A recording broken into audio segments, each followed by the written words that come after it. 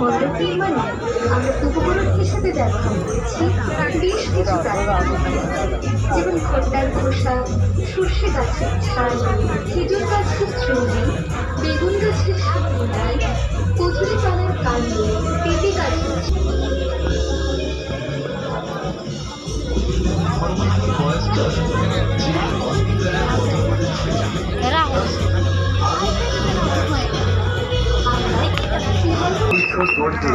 সহায়তা করা।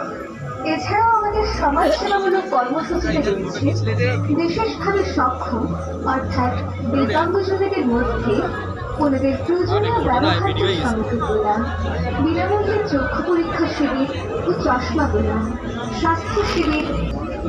আমরা চাই সকলে আন্তরিক প্রয়াসে গড়ে উঠুক এক নেশামুক্ত যুব সমাজ এবং গার্হস্থ্য হিংসামুক্ত পরিবার।